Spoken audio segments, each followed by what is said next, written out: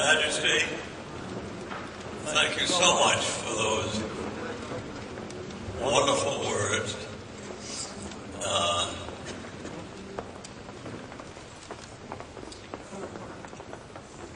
The fact that the award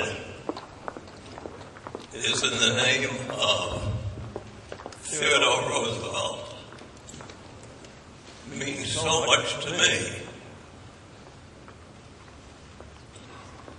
He has been a hero all my life, one of our world's great conservationists.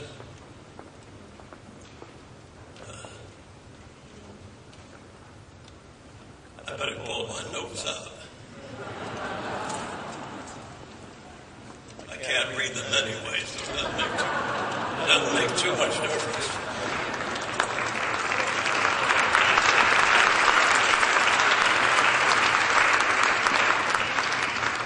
See, the ink goes through the paper, so I can read it either upside down or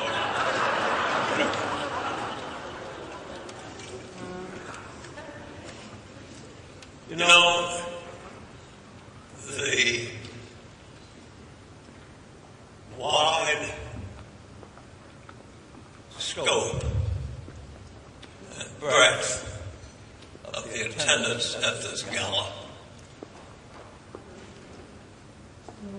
epitomizes, in a way, the breadth and scope, diversity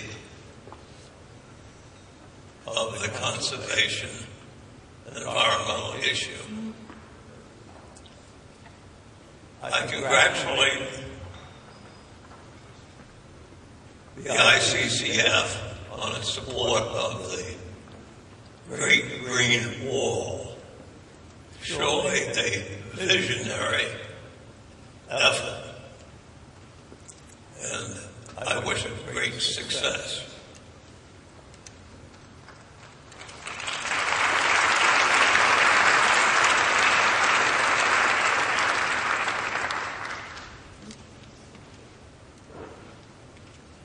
I think the emphasis on national security is an excellent one.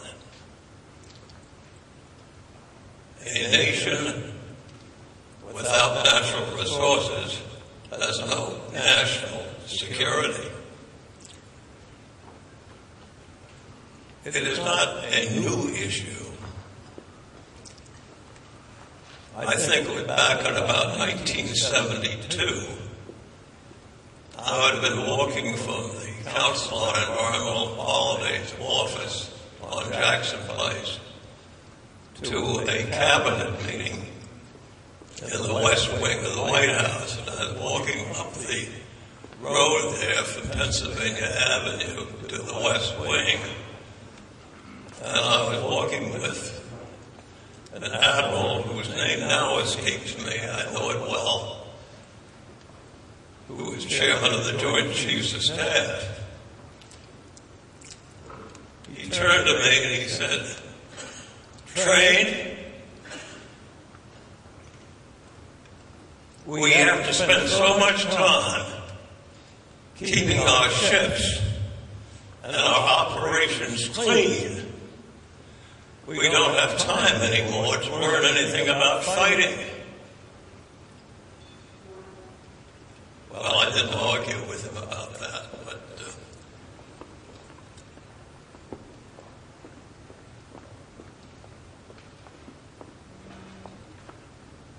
I've got one brief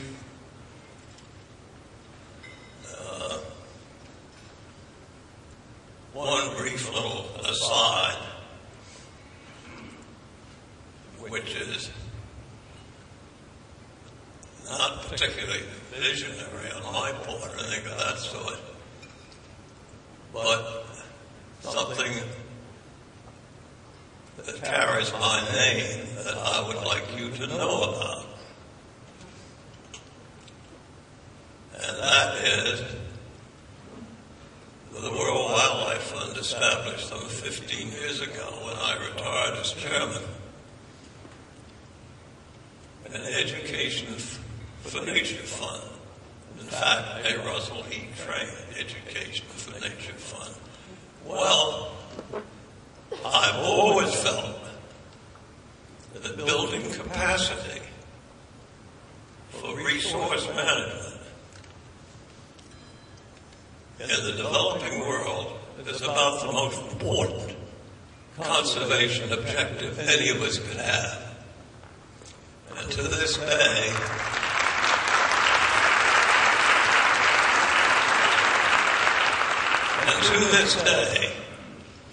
some 1,400 students have university degrees in various forms of wildlife, open space, fisheries, forest management, from 50 countries or so. And of those 1,400, they are split about 50-50, men and women. It's really a great program. And I just wanted you to know about it.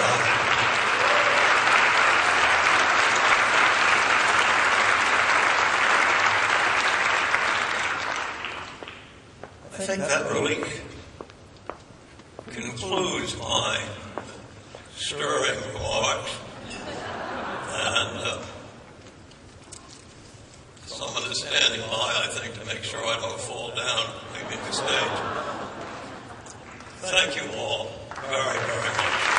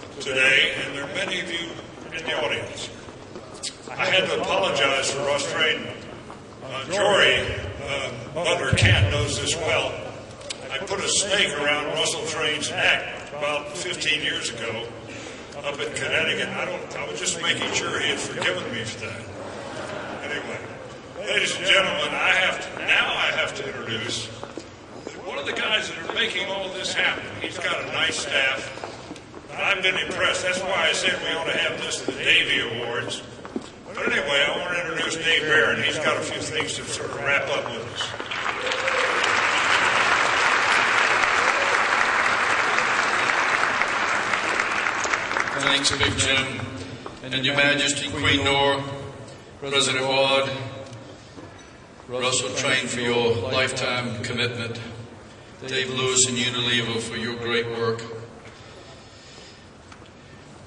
A little additional mention of the program that's timely. Tonight, in the U.S. House of Representatives, a vote was held to approve the Senate amendment to H.R. 1454, the Multinational Species Conservation Fund's Semi-Postal Act.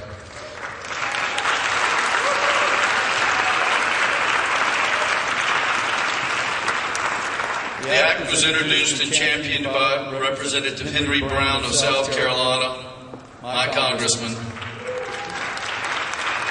and shepherded by his very capable Chief of Staff, Chris Berardini, and many in the room know that it was a tireless push. There were a lot of people in this room that supported it. But this will require the U.S. Postal Service to issue and sell at a premium a Multinational's Conservation Fund semi-postal stamp with proceeds of the sale going to help operations of the African Conservation Act, African Elephant Conservation Act, the Asian Elephant Conservation Act, the Great Ape Conservation Fund, the Marine Turtle Conservation Fund, the Rhinoceros and Tiger Conservation Fund, and other international wildlife conservation funds authorized by Congress. Henry, would you and Chris come out for a minute?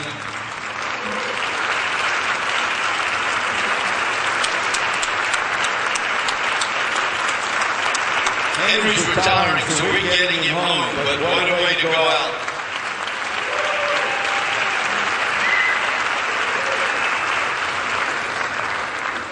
Well, thank you very much. It's been a great experience for me to be with such a great group of people here tonight.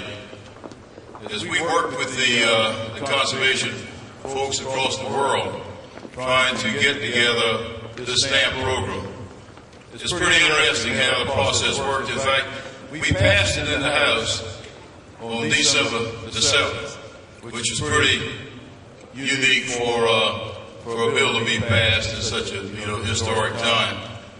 And then we passed the Senate amendments today to make the bill law, which now will be signed by the President. But it's kind of my way of giving back to the conservation community for all that you do.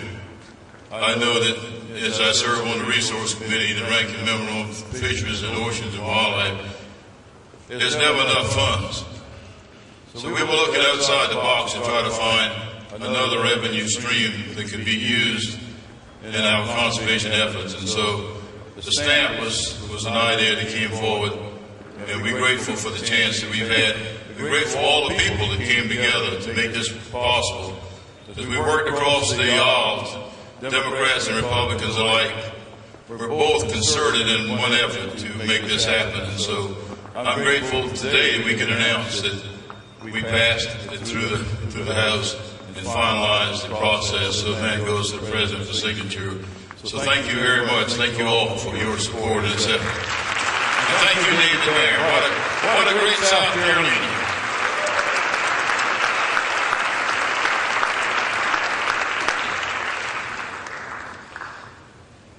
After representing Arizona in the U.S. House of Representatives for 3 terms, Stuart Udall was appointed Secretary of the Interior, a position he held for 8 years, serving under Presidents Kennedy and Johnson.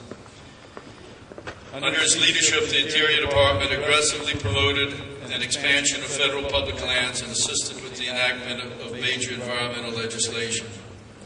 Secretary Udall oversaw the addition of 4 national parks, 6 national monuments, 8 national seashores and lake shores, 9 national recreation areas, 20 historic sites, and 56 national wildlife refuges, including the Redwood National Park and the Appalachia National Scenic Trail, running from Georgia to Maine. He played a key role in the enactment of environmental laws such as Clean Air, Water Quality, and Clean Water Restoration Acts and amendments in the Wilderness Act of 1964, the Endangered Species Preservation Act of 1966, the Land and Water Conservation Act of 1965, and the Solid Waste Disposal Act of 1965, the National Trail System Act of 1968, and Wild and Scenic Rivers Act of 1968. He was presented with the Ansel Adams Award in 1986, the Wilderness Society's highest conservation award. He was also awarded the United Nations Gold Medal for Lifetime Achievement.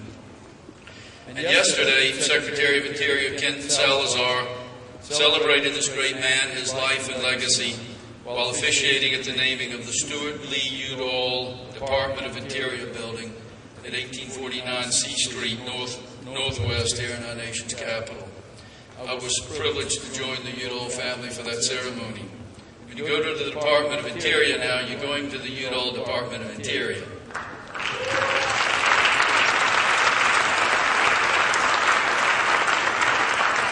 We're proud to remember and celebrate Secretary Udall's remarkable conservation legacy, and we will miss him greatly.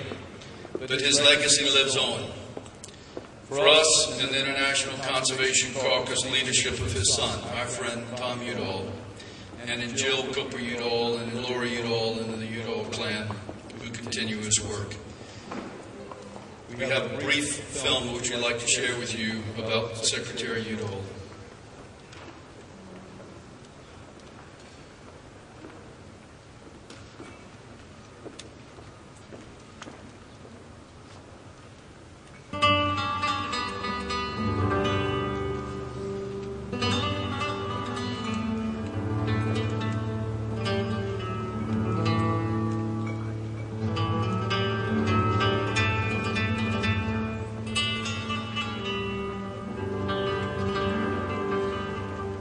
Canyonlands National Park in Utah, at the heart of the Colorado Plateau, a vast geologic formation which reaches into 4 states, Utah, Colorado, Arizona, and New Mexico. It is the home turf of Stuart Udall, now 88 years old. I grew up on the Colorado Plateau. It's the most scenic area in the world. And I've always, from the time I was a child, had a respect for landscape. And I went to some of the national parks. My father respected national parks, and probably every other year we would travel to Yellowstone, to Zion National Park, and that was part of my culture, respect for the beauty of the landscape. For 8 years in the 1960s, Stuart Udall was our nation's Secretary of the Interior under Presidents John Kennedy and then Lyndon Johnson. As Interior Secretary, Udall once flew over the area with a man who proposed building a dam here. And he flew me about 10,000 feet high, and we flew by the area that is a Canyonlands National Park in Utah. And I didn't say anything to him. He said, that's where the next dam should be. And I'm looking off at the Canyonlands, Utah.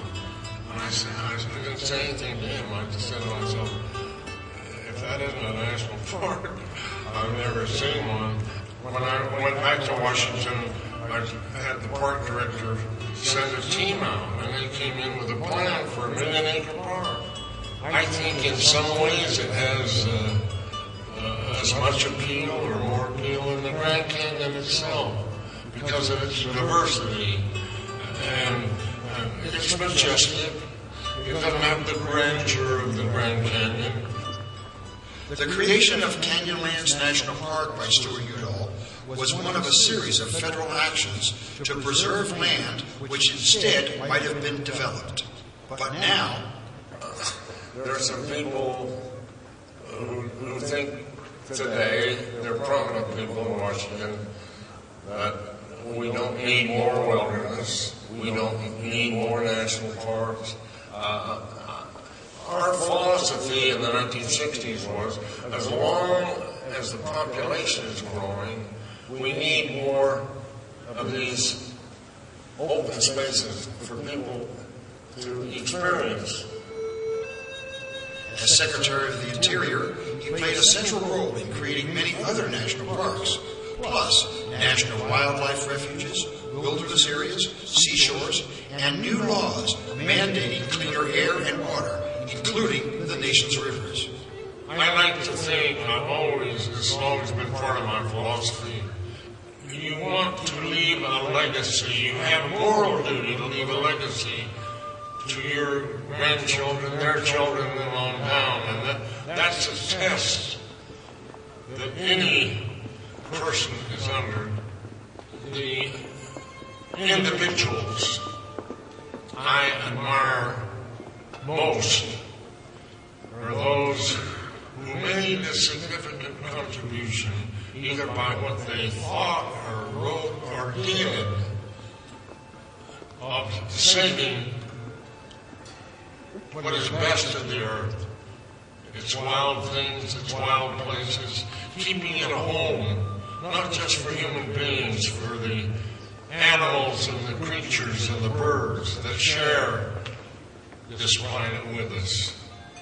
That's the ultimate legacy, and everybody is going to be judged in the end, I believe, by what they believe.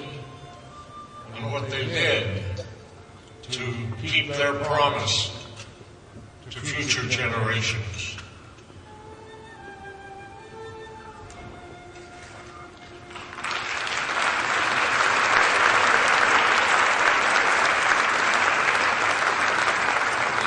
Ladies and gentlemen, I'd like to introduce Senator Tom Udall and his fellow remaining original founding co-chairs of the ICC, Ed Royce and John Tanner.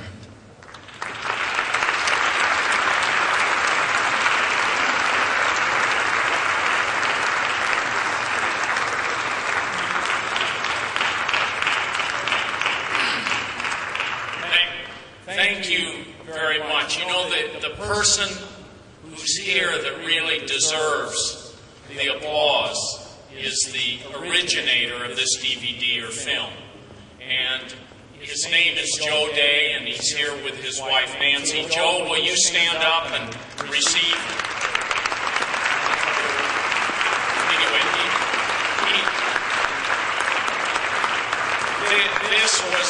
this was a real labor of love for Joe, and he had a young cinematographer by the name of Grant Taylor who worked with him. And from the time Joe met Dad, this was a selfless thing he did. He saw him, he was impressed by him. You can imagine having the individual you saw there and the person you know as Stuart Udall as your father, your mentor. And Joe and he hit it off, and they pulled this together. So Joe, thank you so much for that. We really, the family just very, very much appreciates it, and I know it's selfless devotion on your part. The one thing I just want to say that my dad, he worried so much, and he wrote a letter to his grandchildren, and he talked about energy, and he talked about the planet and global warming. But the thing that worried him the most in his last days was the lack of bipartisanship, the lack of people not working together. And the thing that I think worried him the most was without the bipartisanship, you don't get the great things done. And he all those things in the 60s that Dave Barron talked about and that you know about that he was able to accomplish, he did it, Republicans and Democrats working together because they cared about the country and they cared about the land. And so his message to all of you would be, make sure you elect candidates and have elected officials like John Tanner and Ed Royce and Sam Brownback and the folks you've seen up here. Because that's the beauty of this International Conservation Caucus, all of us working together to get this done. So thank you to the International Caucus Foundation for giving my father this award. My wife Jill is here also to help me accept it, although she's very modest, so she hasn't come up here. But thank you, John and Ed, for being here. Thank you, and it has been a wonderful night.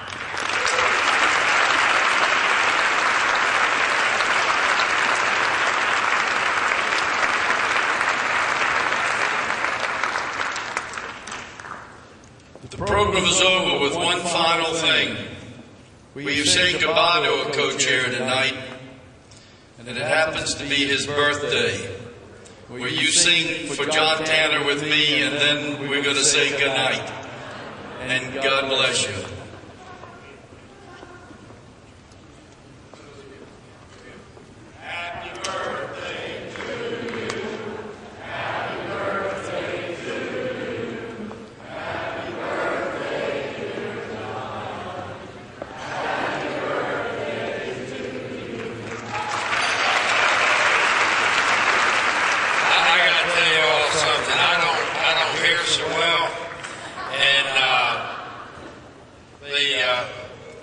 Some people today in the office gave me this card. There's three guys walking on the beach. One says, it's windy today.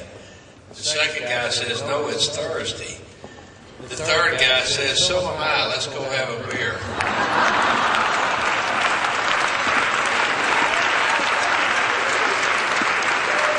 Mark Christmas hit it. Thanks.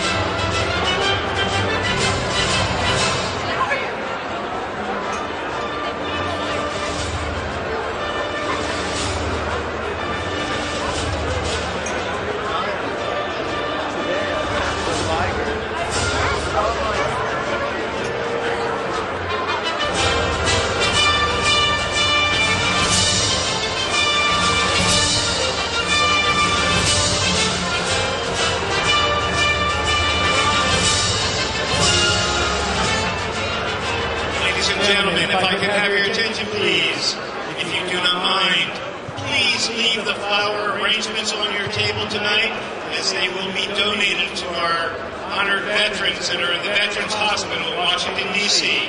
Many thanks, and have a wonderful evening. Thank you for joining us.